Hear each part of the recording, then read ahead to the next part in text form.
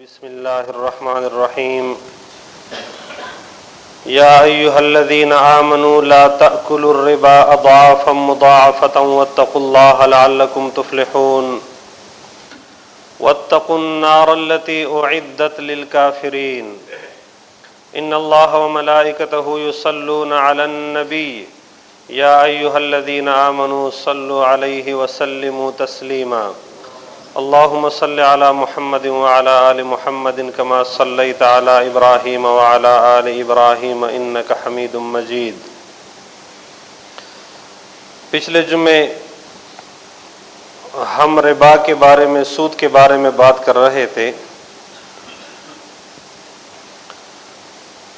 انسان کو اللہ نے محتاج پیدا کیا ہے۔ کوئی انسان ایسا نہیں جو بالکل سیلف سفیشینٹ، یا ہم اس کو کہتے ہیں کہ جو خود کفیل ہے، یا وہ کسی کا محتاج نہیں ہوتا۔ ایسا کوئی انسان بھی کائنات میں نہیں ہے، بلکہ ہر انسان کسی نہ کسی موقع پر کسی دوسرے انسان کا محتاج ہوتا ہے۔ پیدائش سے لے کر مرتے دم تک، قبر میں اتارنے تک ہر انسان دوسرے کا محتاج رہتا ہے۔ اب اپنے احتیاجات کو پورا کرنے کے لیے اللہ نے مبیع کو پیدا کیا اور ثمن کو پیدا کیا۔ ثمن کہتے ہیں قیمت کو، جو چاندی، سونے یا آج کل کیش کی صورت میں ہوتا ہے۔ مبیع وہ چیز جو خریدی جاتی ہے یا بیچی جا رہی ہے۔ یہ دونوں چیزیں، آپ کیش، مبیع اور ثمن، دونوں آپ خرید سکتے ہیں، بیچ سکتے ہیں، لیکن اس کے طریقے دو ہیں۔ ایک وہ پروسیس ہے، ایک وہ طریقہ کار ہے جس کو ہم ناجائز اور حرام کہتے ہیں۔ دوسرا طریقہ کار یا پروسیس وہ ہے جس کو ہم حلال اور جائز کہتے ہیں۔ حلال اور حرام یہ ہماری نسبت کہ ہم مسلمان ہیں، اور مسلمان کا ہر لمحہ کاؤنٹ ہوتا ہے، لکھا جاتا ہے، اس کے ہر عمل کا جزا و سزا اس کو ملے گا۔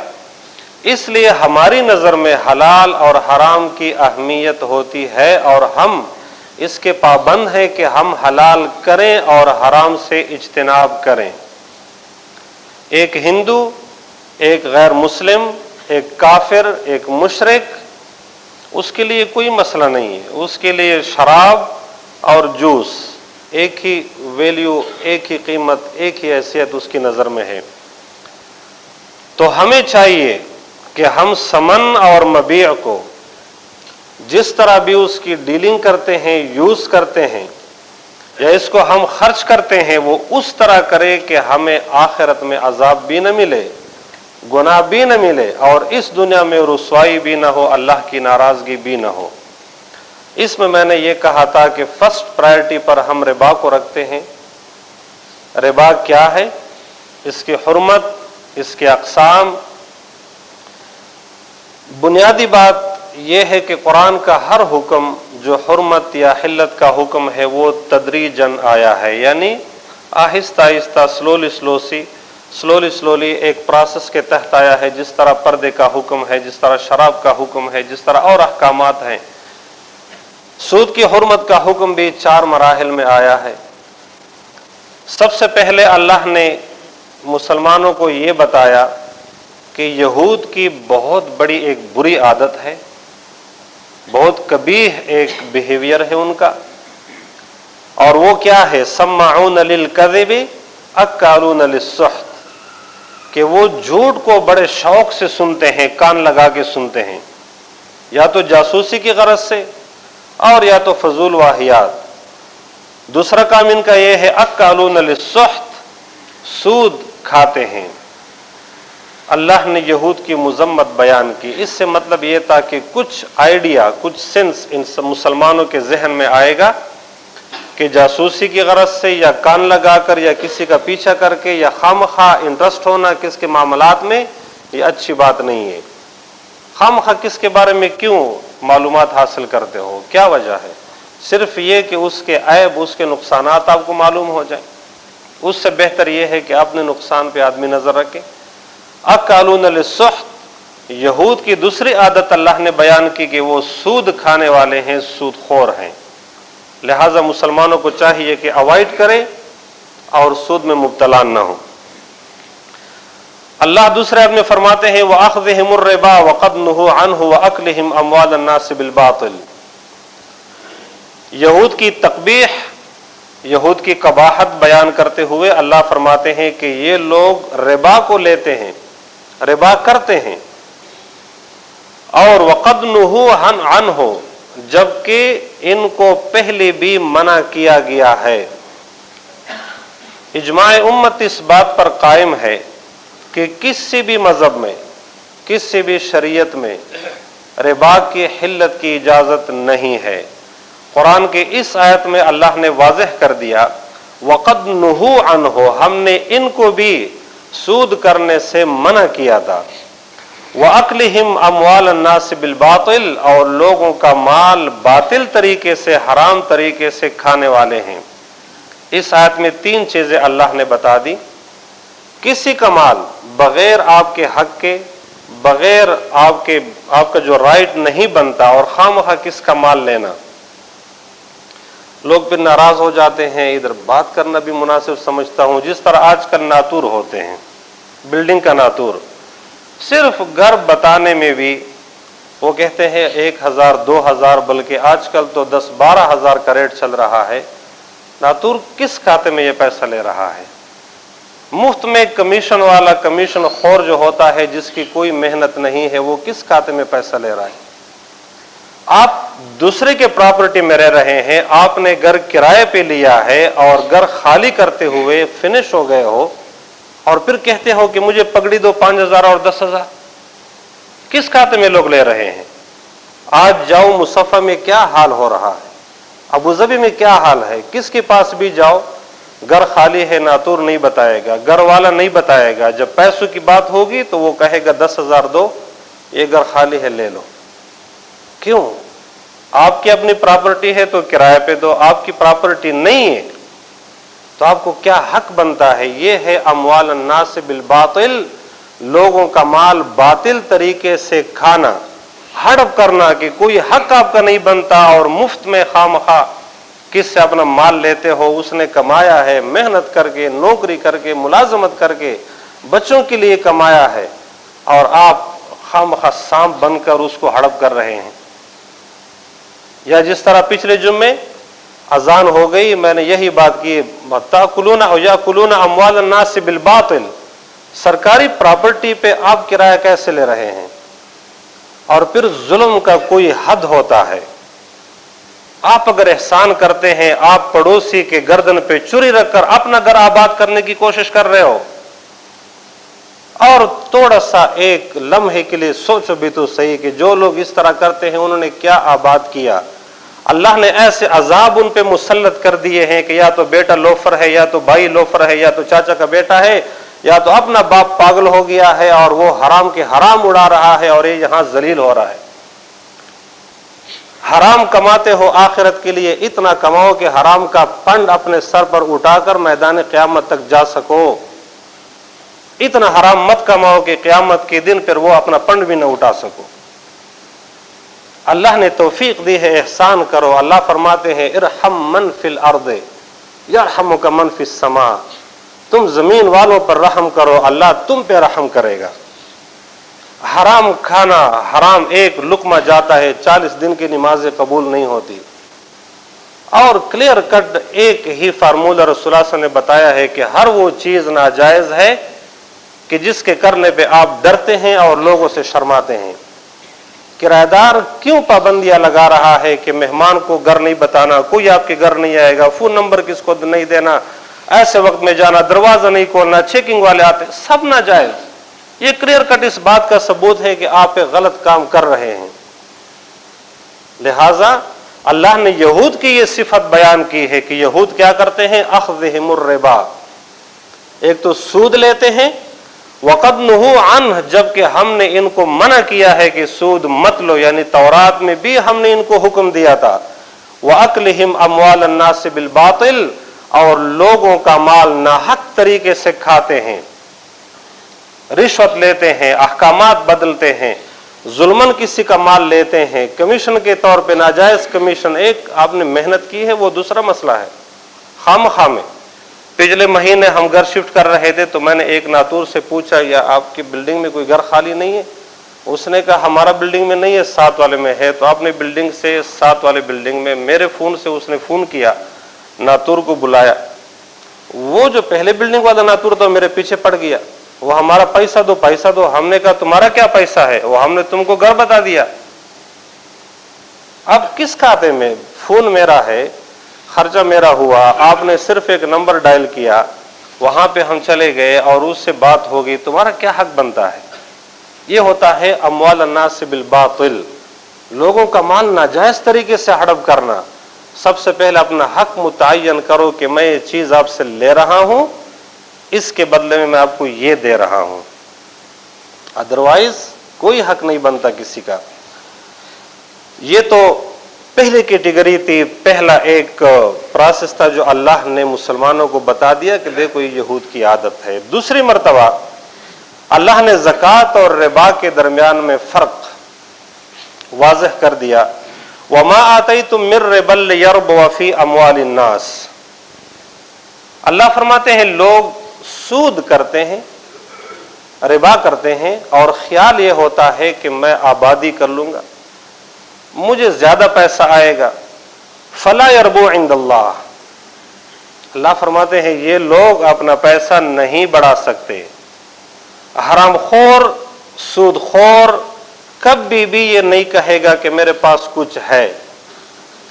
एक गरीब आदमी है जो मजदूरी करता है, जो 500-600 रुपए लेता है, उससे पूछो क्या वो कहता है अल्हम्दुलिल्लाह बस खा पी के सो जाता हूं आराम से। जिसके पास जितना हराम का पैसा होगा वो कहेगा हाय मर गया, कुछ नहीं है, हालात खराब है, ये कुछ नहीं है। अबू धाबी में कोई भूख से नहीं मरा है, हालात हमने खुद खराब किए हैं। 10 रुपए कमाने वाला शख्स 100 का बोझ अपने ऊपर डाल देता है। हजूर फरमाते हैं मा आलम मन इक्तसदा, जो दरमियान रास्ता इख्तियार कर लेता है वो कभी ख्वार नहीं होगा, कभी मजबूर नहीं होगा।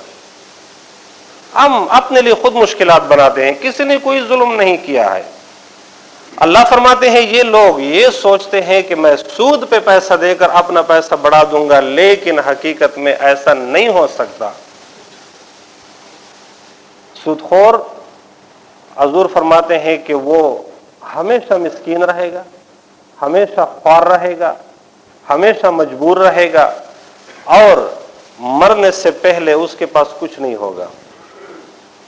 वरना हमारे सामने हजारों मिसालें हैं, लेकिन ये मिसालें लिमन कान लहू क़ल्बुन औ अलक़ा सम्अ व हुव शहीद। अल्लाह फरमाते हैं कायनात में मिसालें इसलिए होती हैं कि जिसका दिल है वो सोचे, या अगर खुद नहीं समझता कोई बताने वाला उसको बता देता है तब उसको कुछ होश और समझ आ जाए। लेकिन हमारी तो न अपनी होश है न किसी और को सुनते हैं, इसलिए हमें यह फर्क महसूस नहीं होता कि किसके साथ क्या हुआ, क्यों हुआ और मुझे क्या सबक उससे लेना है। अल्लाह फरमाते हैं कि और जो ज़कात तुम देते हो वो ज़कात अल्लाह पाक या वो सदका जो अल्लाह के नाम पे देते हो जिससे मकसद सिर्फ अल्लाह की रजा का हुसूल होता है, अल्लाह फरमाते हैं उसको मैं इंक्रीज कर लेता हूं, उसको मैं बढ़ा देता हूं। अब 10 रुपए हम अल्लाह के नाम पे देते हैं तो वो 10 रुपए हमारी अकाउंट से चले जाते हैं, खत्म हो जाते हैं। हमारे पास 100 थे, 90 बाकी हो गए। लेकिन अगर हम 10 रुपए रिबा के तौर पर, सूद के तौर पे देते हैं और 2.5% या 2.5 रुपए या 2 रुपए हम उसका सूद लेते हैं तो हमें 10 भी वापस मिलेंगे और 2 रुपए एक्स्ट्रा सूद भी मिलेगा, हमें 12 रुपए मिलेंगे। तो जाहिरी तौर से तो इजाफा यह है कि हम सूद पे 10 रुपए दें और 12 लें, और नुकसान ये है कि हमारे 100 रुपए में से 10 रुपए अल्लाह के नाम पे चले गए, 90 हमारे बाकी हो गए, 100 का फिगर ही कम हो गया। जाहिरी तौर से तो हमें उधर नुकसान नजर आता है, इधर फायदा नजर, लेकिन हकीकत में ऐसा नहीं है। जब 10 रुपए हम हराम इसमें डाल लेते हैं तो 10 रुपए हराम का वो वायरस जो 10 रुपए के साथ आ जाता है وہ ہمارے 90 روپے کو بھی کھا جاتا ہے. اور اگر ہم اللہ کے نام پہ وہ 10 روپے نکالتے ہیں تو رسول اللہ صلی اللہ علیہ وسلم فرماتے ہیں جتنا بھی مشتبہ مال، جتنا بھی ادھر ادھر کا مال آیا تھا آپ کے، اس میں وائرس جو آئے تھے، آپ نے اینٹی وائرس کا فارمولہ استعمال کر کے وہ سب مال جو تیرا 90 درہم تھا وہ صاف ہو گیا. بجائے یہ کہ خالی ہاتھ رہو، اس سے بہتر یہ ہے کہ آپ کے پاس 90 درہم کا مال باقی رہے.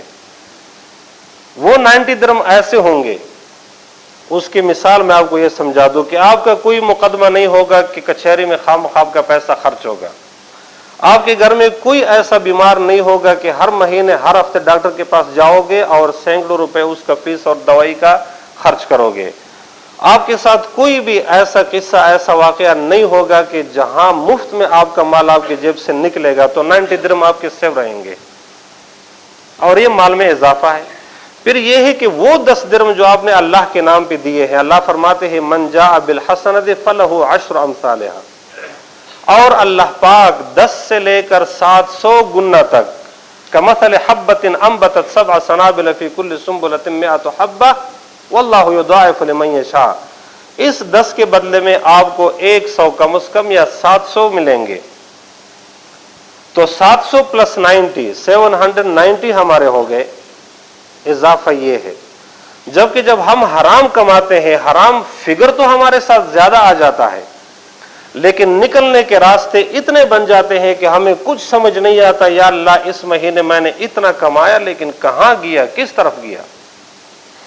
حضور فرماتے ہیں پیسہ وہ ہے، مال وہ ہے جو آپ پہن لیتے ہیں، جو آپ کھا لیتے ہیں، یا آخرت میں آپ بیچ دیتے ہیں.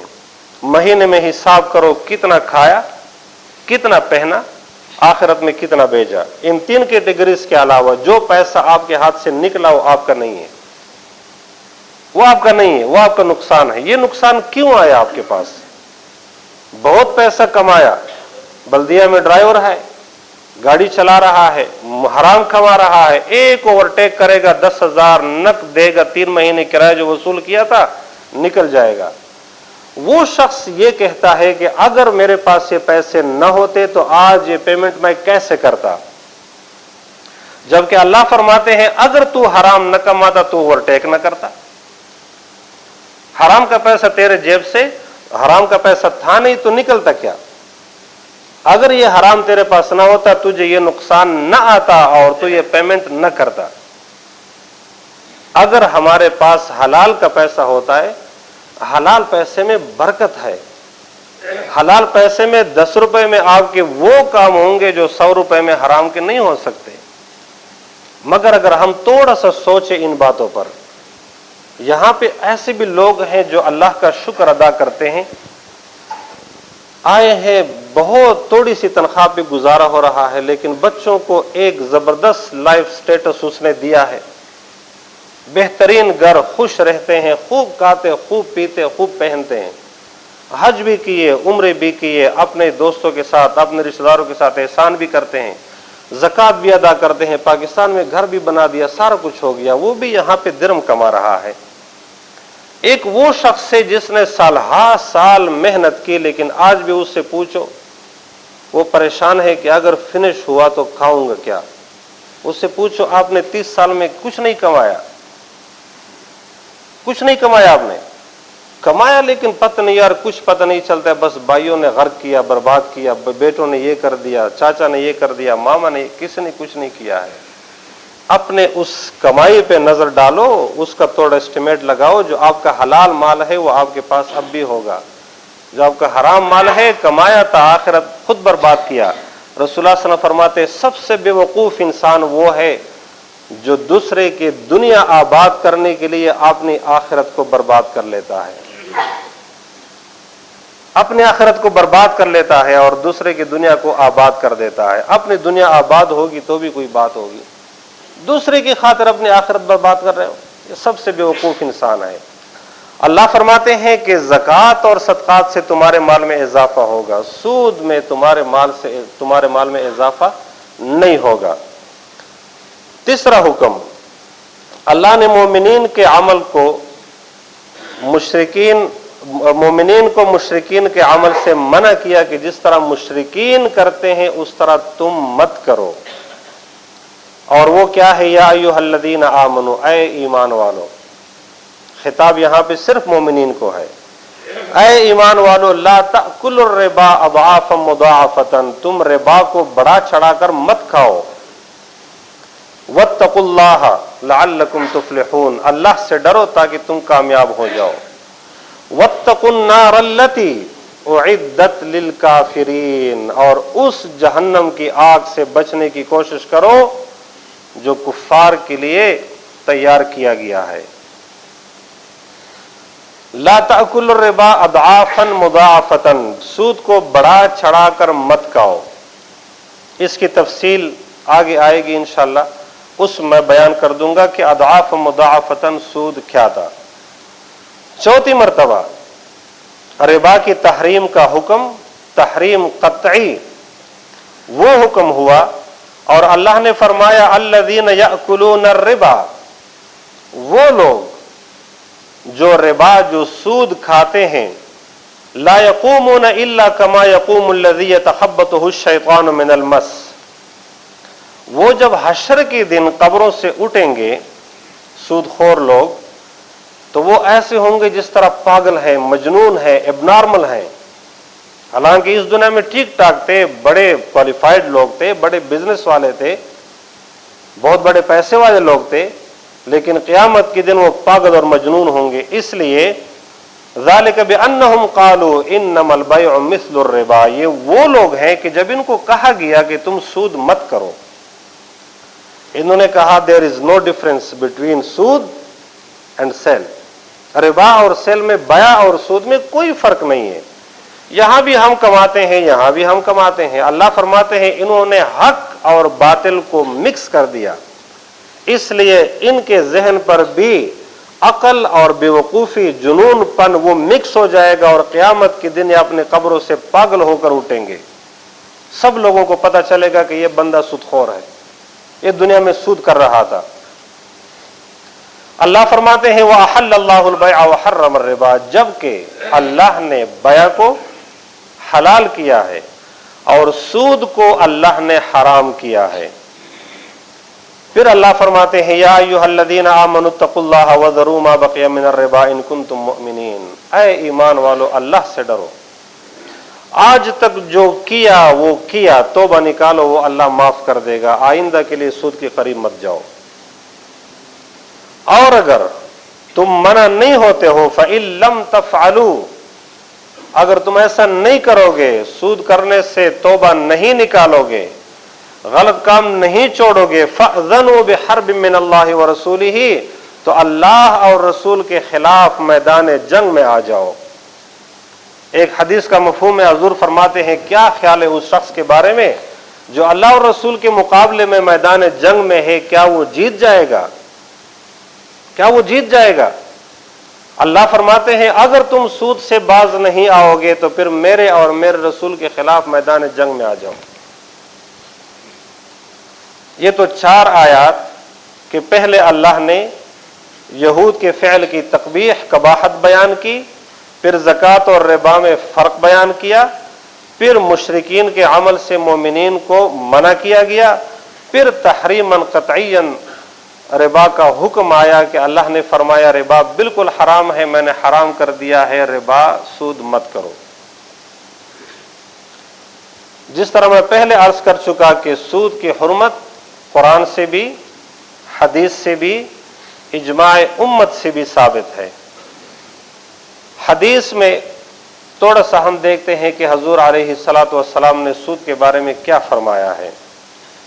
حضور فرماتے ہیں اجتنبوا السبع الموبقات، 7 وہ کبیرہ گناہ جو مہلکات ہیں، موبقات ہیں، یعنی انسان کا بالکل ستیہ ناس ہو جاتا ہے، ان سے بچو. ان میں ایک شرک، ایک جادو، ناحق کس کا قتل، یتیم کے مال کا کھانا، اور جہاد کے میدان سے بھاگ جانا ڈر کے مارے، اور وہ عورت جس کے بارے میں آپ کو کوئی ثبوت نہیں ہے اور اس پہ خواہ الزام لگاتے ہو. کوئی ثبوت آپ کے پاس نہیں ہے وہ عورت محسنہ ہے اور اس پہ خواہ ایک الزام لگایا جاتا ہے. اور فرمایا وذکر منہا آکل الربا، اور وہ شخص اکل الربا اور ربا کا سود کا کھانا، سود، شرک، سحر، قتل، یتیم کا مال کھانا، میدان جنگ سے بھاگ جانا اور محسنات پر الزام، یہ 7 وہ گناہ ہیں جس کو حضور علیہ الصلاۃ والسلام نے کبیرہ گناہوں میں سے، ان کو موبقات کہا جاتا ہے کہ یہ بہت ہی انسان کو ہلاک کر دیتے ہیں. دوسرے حدیث ابن مسعود رضی اللہ تعالی عنہ کی روایت ہے ان نبی صلی اللہ علیہ وسلم قال الربا 73 بابا، ربا کے 73 دروازے ہیں. یعنی ہم ایک ٹرائنگل بناتے ہیں، جو ہم فگرز بناتے ہیں ڈائیگرام کی صورت میں، ایک چھوٹا، پھر اس کے بعد 2، پھر 3، پھر 4، پھر چلتے چلتے چلتے آخر میں 73 پہ پہنچ جائیں گے. دوسرے حدیث میں 70 کی روایت ہے، تیسرے حدیث میں 72 کی روایت ہے. بہرحال جو بھی ہے، کم سے کم روایت کو ہم لیتے ہیں 70 والے کو. حضور فرماتے ہیں سود کی گناہ وہ 70 درجے ہے، ایک چھوٹا درجہ، پھر اس کے بعد بڑا، پھر تیسرا، پھر چوتھا، پھر 5واں. ایسرھا مثل ان کہ ہر رجل امہ، سب سے کم نہ کم حصہ اس کے گناہ کا اس کے برابر ہے کہ ایک بیٹا اپنی ماں کے ساتھ زنا کرے. ایک بیٹا اپنی ماں کے ساتھ زنا کرے، یہ کم سے کم درجہ ہے. اب دوسرا درجہ اس سے زیادہ، تیسرا اس سے زیادہ، چوتھا اس سے زیادہ. تیسرے حدیث میں رسول صلی اللہ علیہ وسلم فرماتے ہیں لعن رسول اللہ صلی اللہ علیہ وسلم آکل الربا، جو شخص سود کھاتا ہے اس پر رسول صلی اللہ علیہ وسلم نے لعنت کی ہے. جو سود پر پیسے دیتا ہے اس پر حضور نے لعنت کی ہے. وشاہدہ، جو اس میں گواہ بنتا ہے اس پر حضور نے لعنت کی ہے. وکاتبہ، جو اس کنٹریکٹ کو لکھتا ہے اس پر حضور نے لعنت کی ہے. وقال ہم فیہ سواء، لکھنے والا، گواہ بننے والا، دینے والا، لینے والا سب گناہ میں برابر ہیں، سب گناہ میں برابر ہیں. ایک دوسری روایت میں الآخذ والمعطی فیہ سواء، سود لینے والا اور دینے والا دونوں گناہ میں برابر ہیں. اور مولا علی قاری نے مرقات شرح مشکات میں لکھا ہے کہ دینے والے سے لینے والا زیادہ گنہگار ہے، اس لیے کہ دینے والا تو صرف دے دیتا ہے، لینے والا اگر نہ لیتا تو دینے والا کس کو دیتا. جس طرح غیبت سننے والا زیادہ گنہگار ہے اس شخص سے جو غیبت کر رہا ہے، جو غیبت کر رہا ہے اس سے زیادہ گنہگار وہ ہے جو غیبت سن رہا ہے. اگر سننے کے لیے سامعین نہیں ہے تو غیبت کرنے والا دیواروں سے تو نہیں بولے گا.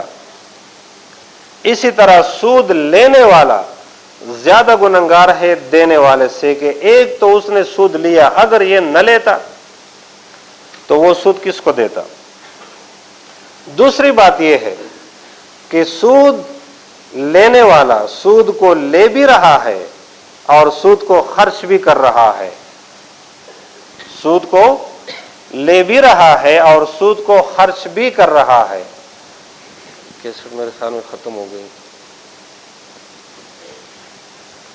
سود لینے والا سود لے بھی رہا ہے اور سود خرچ بھی کر رہا ہے، اس لیے اس کو زیادہ گناہ ملے گا بنسبت دینے والے کی. اب اس میں یہاں پھر بات کرنا ضروری سمجھتا ہوں کہ آج کل لوگ ایک مجبوری بنا لیتے ہیں کہ جی میری تو مجبوری تھی، گھر نہیں تھا میں کیا کرتا. اس کا مطلب یہ ہے کہ کیا آپ جہنم میں اپنا گھر بنا رہے ہیں؟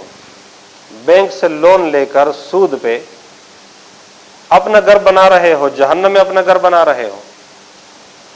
اور کیا آج اگر آپ اس دنیا میں رہ رہے ہیں تو کہاں رہ رہے ہو؟ فٹ پاتھ پہ تو ہم نے کسی کو نہیں دے کر سویا ہوا، کسی نے اپنی بیوی بچوں کو فٹ پاتھ پہ لے کر نہیں سلایا ہے.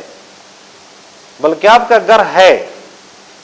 صرف وجہ ریزن یہ تھی کہ آپ کے برادری میں کسی اور نے بہت بڑا گھر بنایا ہے اور آپ کا گھر چھوٹا تھا, کچا تھا, اس لیے آپ مقابلہ کر رہے تھے, اور مقابلہ کرنے میں سود پہ پیسہ لے کر آپ اپنا گھر آباد کرنے کی کوشش کر رہے ہو. مسئلہ یہ ہے کہ خنزیر کا گوشت یہاں رکھا ہے اور دوسری طرف آپ کو حلال گوشت ملتا ہے سود پہ, خوراک ملتا ہے سود پہ. شریعت کا حکم ہے خنزیر کا گوشت کھاؤ, یہ آپ کے لیے حلال ہے, لیکن سود پر لے کر کھانا آپ کے لیے جائز نہیں. پھر گھر بنانا اور کسی فائدے کو حاصل کرنے کے لیے بینک سے لون لینا, کیا مطلب ہے اس کا؟ اس کا مطلب صرف اور صرف یہ ہوتا ہے کہ فَأْذَنُوا بِحَرْبٍ مِّنَ اللَّهِ وَرَسُولِهِ, اللہ اور رسول کے ساتھ میں اتنا بہادر, اتنا پہلوان, اتنا بڑا آدمی ہوں کہ میں میدان جنگ میں لڑ سکتا ہوں, مجھے کوئی پرواہ نہیں ہے. نمبر 2, اگر کس سے کہا جائے کہ بینک سے کیوں لون لیا ہے, سود ہے,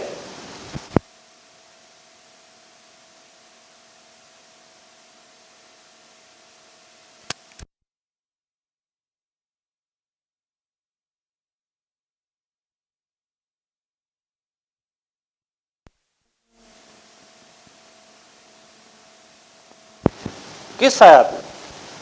کسی طرح سے بھی نہیں.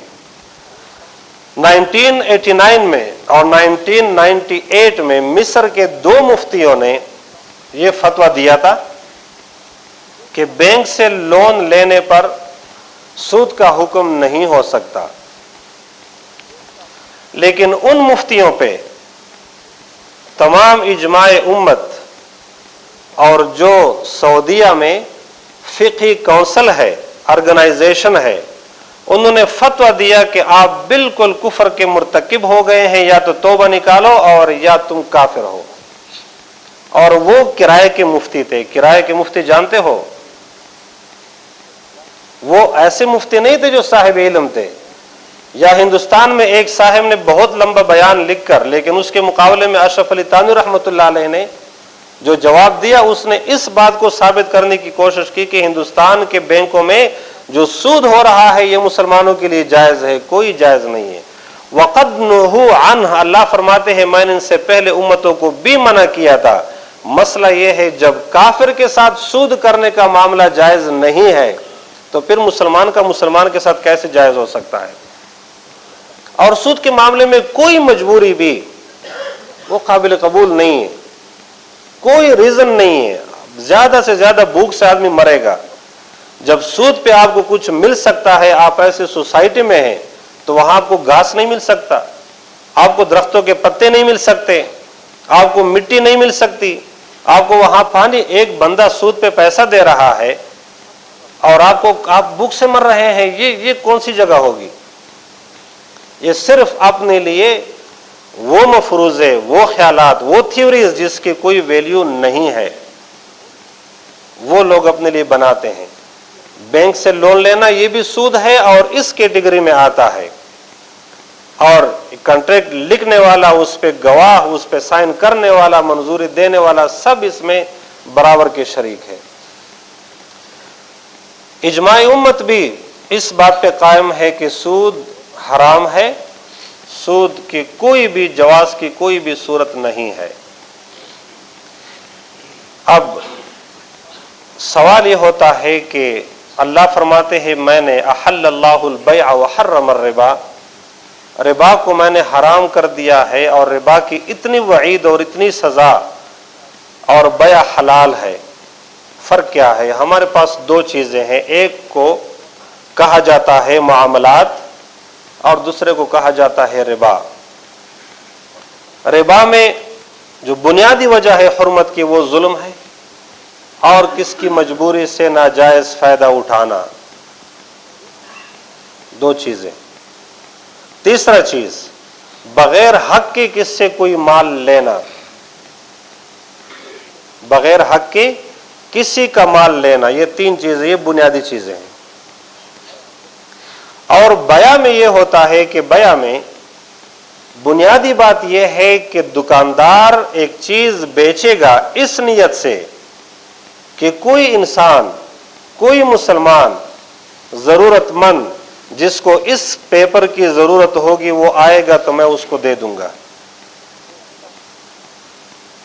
دکاندار یہ نہیں کہے گا کہ اس میں نے 10 روپے کمانے ہیں، نہیں، کاروباری آدمی یہ ذہن رکھے گا کہ میں لوگوں کی، اللہ کی مخلوق کی خدمت کر رہا ہوں۔ یہ گروسری، یہ دکان، یہ مارکیٹ جو میں بنا رہا ہوں اس لیے کہ کوئی بھی ضرورت مند وہ دور نہ جائے بلکہ یہاں آئے اور میں فوراً اس کی ضرورت کی چیز دے دوں۔ اب ضرورت کی چیز اگر مفت ملی ہے اور آپ مفت دے سکتے ہیں تو مفت دو، اللہ اس کا اجر دے گا، اس کو صدقہ اجر کہا جاتا ہے۔ لیکن کوئی انسان ایسا نہیں ہے کہ وہ تمام مخلوق کے احتیاجات کو فری میں دے دے، ڈیلیور کرے۔ لہذا یہ دکاندار اپنا پیسہ خرچ کرتا ہے، یہ اپنی قیمت بھی لے لے، اور چونکہ یہ اپنی محنت کر رہا ہے اس سے جتنا منافع وہ مناسب سمجھتا ہے وہ بھی لے لے۔ اب یہاں آتے ہیں کہ سود، ربا میں اور بیع میں فرق کیا ہے۔ بیع کی تعریف وہ ہے مبادلۃ المال بالمال بالتراضی، مبادلۃ المال بالمال بالتراضی، مال کے بدلے میں مال دینا دونوں کی رضامندی سے۔ ہم بکالے میں جاتے ہیں، جوس کا ڈبہ اٹھاتے ہیں، درم رکھتے ہیں، میری رضامندی ہے، میری ضرورت ہے جوس کا ڈبہ، بکالے والے کی ضرورت ہے 1 درم، 1 درم میں نے دیا، جوس کا ڈبہ میں نے لیا، میں بھی راضی وہ بھی راضی، کیا کرے گا قاضی؟ ایک گاڑی میں نے خریدنی ہے، میری ضرورت ہے گاڑی، ایک دوسرا آدمی ہے اس کی ضرورت ہے 10,000 درم۔ اب جو چیز میرے پاس ہے 10,000 وہ اس کے پاس نہیں ہے، اور جو اس کے پاس ہے وہ میرے پاس نہیں ہے، لہذا ہم مبادلۃ المال بالمال بالتراضی، مال، پیسہ بھی مال ہے، گاڑی بھی مال ہے، اور ہم دونوں اس قیمت پہ متفق ہیں، راضی ہیں کہ یہ گاڑی 10,000 کی میں خرید لیتا ہوں، لہذا میں وہ 10,000 اس کو دے دیتا ہوں، وہ اپنی ضرورت اس کو حاصل ہو جاتی ہے، میری جو ضرورت ہے وہ مجھے حاصل ہو جاتی ہے۔ یہ ہے بیع، یہ ہے بیع۔ یہاں پہ ضمنی طور سے میں ایک بات اور بھی آپ کو بتا دوں کہ آج کل بیع میں بھی ہم جو عقود ہوتے ہیں، کنٹیکٹ ہوتے ہیں، اس میں بھی ہم بہت غلطیاں کرتے ہیں۔ فرض کریں ایک آدمی گاڑی بیچ رہا ہے تو وہ یہ کہے گا کہ جی کچرے کا ڈرم ہے، بس قطعۃ حدید، یہ لوہے کا ٹکڑا ہے میں بیچ رہا ہوں، لینا ہے لو، نہیں لینا ہے مت لو۔ ایسا سودا کبھی جائز نہیں ہے۔ آپ نے اس کے بارے میں سب کچھ اچائی اور برائی بتانی ہے۔ ہمارے سامنے میرے خورشید صاحب بیٹھے ہیں، اس کے اور میرا ایک سودا ہوا ہے، سودا سے پہلے ہمارے اس کے کوئی تعلقات نہیں تھے، جب سے ہمارا ایک سودا ہوا ہے اس کے بعد ہم بڑے دوست بنے ہیں۔ وجہ کیا ہے کہ یہ آج بھی گواہ ہے کہ ایک ایک رسید، ایک ایک چیز، نقصان بھی، فائدہ بھی، عیب بھی، میکینک تک میں نے سب کچھ بتا دیا، کوئی چیز چھپا کے نہیں رکھی۔ اس میں نقصان میرا یہ ہوا کہ اب بھی میں گاڑی بیچنا چاہتا ہوں، لیکن اس میں جو نقص ہے وہ بندے کو بتاتا ہوں، آگے بندہ کہتا ہے نہیں لینا ہے میں نے۔ اگر نقص کو میں، تو کئی لوگوں نے مجھے یہ کہا تم پاگل ہو گئے ہو، بس جو معرض میں جو سودا ہوتا ہے کہ جی لوہے کا ٹکڑا ہے، اب اگر میں بھی اس طرح کروں تو پھر یہاں بیٹھ کر تمہیں بتانے کا کون سا حق میرا بنتا ہے؟ یہ ہوتا ہے کہ جب آپ عقود کرتے ہیں تو عقود میں، معاملات میں جو کمانا ہے وہ حلال کماؤ۔ ربا میں، ربا کی تعریف وہ یہ ہے جو ہمارے امام ابو حنیفہ رحمہ اللہ کے مذہب کے مطابق، اور یہ بالکل اتھینٹک اور تمام مذاہب کا اسی پہ اتفاق ہے، جو بالکل بنیادی تعریف ہے، وہ ہے فضل مال بلا عوض فی معاوضۃ مال بمال۔ مال کے بدلے میں مال دیا جا رہا ہے، لیکن ایک فریق ایکسٹرا کچھ لے رہا ہے۔ مال کے بدلے میں مال تو لیا جا رہا ہے، لیکن ایک فریق وہ کچھ زیادہ لے رہا ہے، اضافہ لے رہا ہے، اور وہ اضافہ ایسا ہے کہ دوسرے کی مجبوری سے فائدہ لے رہا ہے، اور وہ دوسرا شخص مجبور ہے، وہ مجبور ہے، ورنہ وہ راضی نہیں ہے اس کے لیے. فضل مال بلا عوض، بدلے کے بغیر تمہیں ایک مال مل رہا ہے. فی معاوضت مال بمال، مال کے عوض میں مال دینا ہے لیکن کچھ آپ کو ایکسٹرا مل رہا ہے. مثلا پاکستان میں ایک بزنس ہوتا تھا کہ نئے نوٹ کسی کو ضرورت ہے تو 110 پرانے دے دو اور 100 نئے لے لو. اب 100 نئے نوٹ اور 100 پرانے نوٹ، یعنی نوٹ پرانا ہے یا نیا ہے، اس کی قیمت برابر ہے، اس کی قیمت برابر ہے. تو یہ 10 روپے جو ایکسٹرا مال کے بدلے میں وہ لے رہا ہے، کس چیز کا لے رہا ہے؟ یہ اس کا حق نہیں بنتا، یہ اس کا حق نہیں بنتا.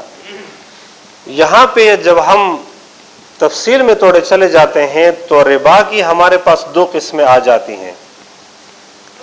ایک ربا النسیہ، جس کو ربا الجاہلیہ بھی کہا جاتا ہے، ربا القرآن بھی کہا جاتا ہے، اور ایک ہے ربا الفضل.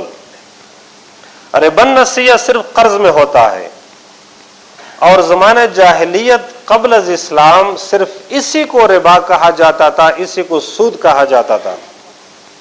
اور وہ یہ ہے کہ ایک آدمی کس کو 100 روپے قرض دیتا ہے اور اس کے بعد معاہدہ یہ ہو جاتا ہے کہ مہینے کے بعد آپ مجھے 105 واپس کریں گے.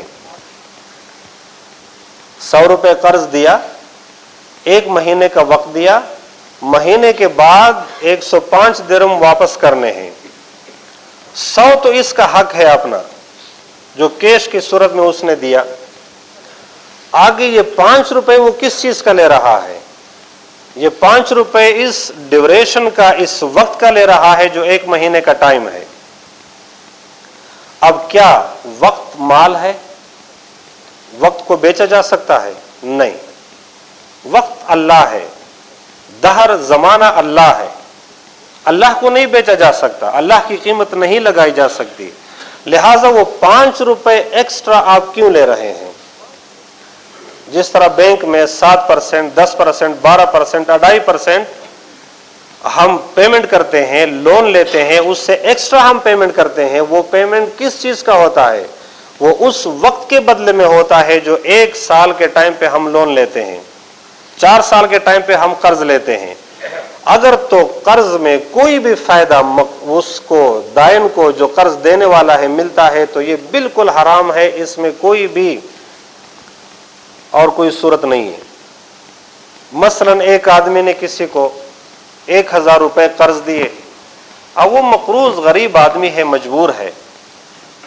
1 ہفتے کے بعد یہ بندہ کہتا ہے اے ادھر آؤ، یہ میرے گھر کی صفائی کرو. نیت یہ ہے کہ چونکہ میں نے احسان کیا ہے اس کے ساتھ، 1000 قرض دیا ہے، لہذا نوکری تو کرے نا، کام تو کرے. 1000 تو سال کے بعد ملیں گے، تنخواہ لے گا پھر 1000 واپس کرے گا. اگلے دن پھر کہتا ہے میری گاڑی دھو لو. اب وہ غریب مجبور ہے، وہ سوچتا ہے اگر انکار کروں تو پھر تو یہ 1000 روپے مانگے گا. اس مقروض سے جس کے ذمہ آپ کا قرض ہے، جو بھی فائدہ آپ کو ملے گا وہ حرام ہے. یہاں تک کہ اگر اس سے پہلے آپ اور اس کے درمیان میں ہدیہ لینے دینے کا رواج تھا تو جب وہ آپ کا مقروض بن جاتا ہے تو اس دوران اس کا ہدیہ بھی قبول مت کرو، ہدیہ بھی قبول مت کرو. امام اعظم رحمت اللہ علیہ دوپہر کی گرمی میں ایک دیوار کے سائے میں بیٹھ گئے. اچانک اس کو پتہ چلا کہ یہ تو فلاں کا گھر ہے، فوراً اٹھ کے دھوپ میں بیٹھ گئے. کسی نے کہا حضرت کیا ہوا؟ اس نے کہا یہ بندہ میرا مقروض ہے، ایسا نہ ہو کہ اس کے دیوار کے سائے سے مجھے یہ فائدہ سود میں نہ ملے، اس لیے کل قرض جر نفعا فہو حرام. ہر وہ قرض، ہر وہ لون جس کے بدلے میں آپ کو کچھ بھی فائدہ مل رہا ہے وہ حرام ہے. اب یہاں پہ ایک سوال آپ کے ذہن میں آئے گا کہ ہم گاڑی خریدتے ہیں، اس کی اصل جو قیمت ہے وہ تو 10,000 ہے، جب ہم 1 سال کے پیمنٹ پہ یا انسٹالمنٹ پہ خریدتے ہیں تو ہمیں 15,000 کی مل جاتی ہے. اس میں مختصر آپ کو میں ایک فارمولہ یہ بتا دوں کہ کیش کے بدلے میں کیش इसमें इजाफा जायज नहीं। सोने के बदले में सोना, इजाफा जायज नहीं। चांदी के बदले में चांदी, इजाफा जायज नहीं। गंदम के बदले में गंदम, इजाफा जायज नहीं। यानी एक जिन्स एक मिकदार की चीज हो, एक क्वालिटी का।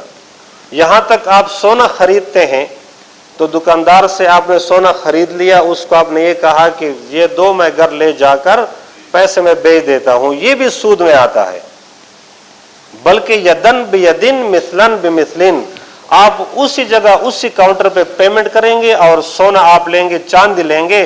सोने में कर्ज, वक्त का फायदा आपको सूद पे मिल रहा है।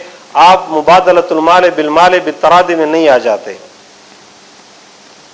और जब जिन्स मुख्तलिफ हो जाता है कि गाड़ी, वो एक गाड़ी है और उसके बदले में आप कैश दे रहे हैं, उसमें फिर यह मसला है कि चूंकि जिन्स मुख्तलिफ है, लिहाजा कैश प्राइस इसकी 10,000 है और इंस्टॉलमेंट पे आप ले रहे हैं तो आप 15,000 पे ले सकते हैं। 4 साल के इंस्टॉलमेंट पे लेते हैं तो आप 20,000 के ले सकते हैं। वहां पे सूद नहीं है, वहां पे सूद नहीं है।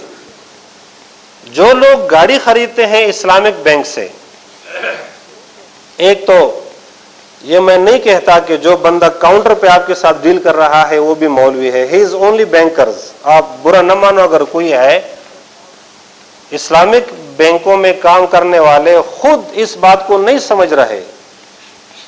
ऊपर से जो सिस्टम इनको दिया जा रहा है वो कुछ और है, नीचे जो डीलिंग हो रही है वो कुछ और है।